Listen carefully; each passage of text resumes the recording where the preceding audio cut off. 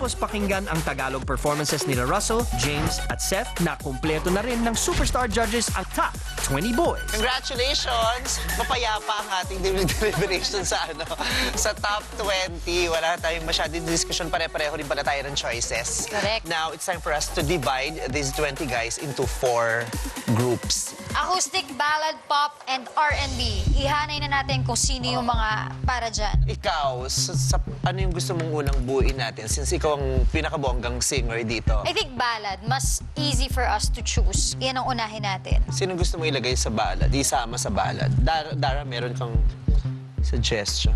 Siya yung dramatic singer. Bagay sa ballad. What do you think? Kerry. Meron isa, Sino? yung taga Cebu. Sino kaya sa mga Cebuano contestants ang tinutukoy nila? Yun. Nakaka-excite. Ito. Kerry din yan. Balad-baladir din yan. Tama. Ang pinaka tumatak sa isip ko siguro yung sinabi ni Yeng na yun nga maganda nga yung boses ko. Kaso lang kailangan lang ng practice. So yun nga practice ako ng practice para yung voice ko mas maging okay. Ito daw, sabi ni Dara. Magaling din siya. Yeah. So, di po mawala yung kaba ko. Pero ibibigay ko po yung best ko para po makapasa sa next round. Ballad. Parang grupo na agad, oh. Magkakamukha ba sila? Pwede silang I grupo think magkaka-height sila. Buo na, yay. Okay, good. Easiest. Ballad. Acoustic, okay. Sino pang pwede sa acoustic? Dahil walang rock, bagay sa acoustic. Oo, pwede. Oh, okay. Ganyan pa kaya buhok niya hanggang ngayon? Ang laki ng buhok niya.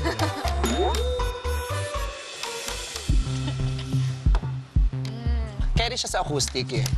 Yung dating niya kasi parang rocker. Since wala tayong rock, parang maganda na ilagay siya dito. Di ba? O, may gitara, Para maiba yung rough. Yeah. Bad boy na acoustic. You know. Kinikilig din ako. Grabe. Ito, acoustic na acoustic. Pwede. Siyempre, may gitara talaga siya. Tsaka yung voice niya. After ng audition, nag-practice ako kumanta and tamang pahinga ng boses. My edge is that I have more of a rock voice. It's really variety. It's very different.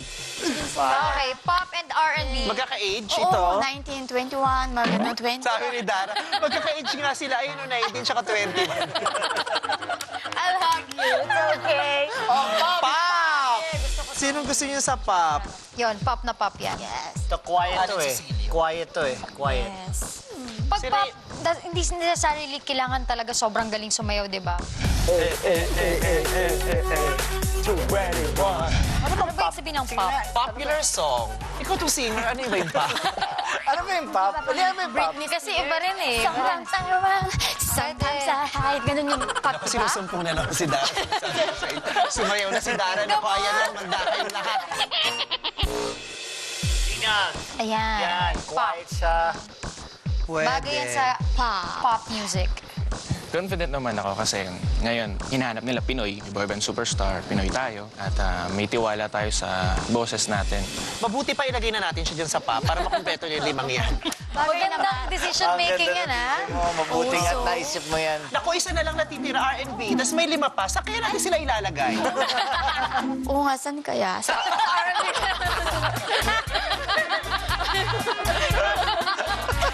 Okay. Yup! O, isa na lang. Hindi naman ako confident na masasabi kung pasok ako, but nangako kasi ako sa judges na hindi ko sila i-fail this time. Kukulot, definitely R&B. Kung nagkukulot yan, ba't di sa parlor natin napasok yan? Bakit yan sa R&B? Ganun, nagkukulot yan. Nag-riff. I think the judges can expect a more refined Tony. Not only the judges, but the audience can expect something different. So, ayan, kumpleto na tayo. Tagli-5. Meron 5 sa balad, 5 acoustic, 5 pop. Pop. Happy na ako. Excited na ako. O, kumpleto na tayo. Tapos na natin i-divide yung top 20 sa 4 na grupo. Meron ba tayong natitirang isang upbeat? Since I think vocally, sobrang okay yung mga napili natin. Baka mas maraming, hindi naman sa hindi magaling, pero mas weaker. So at least man lang may move sila. Okay nga, ako okay din ako sa upbeat. Kasi medyo mahirap yung upbeat kasi kailangan mong gumalaw eh. Tsaka feeling ko meron dyan eh.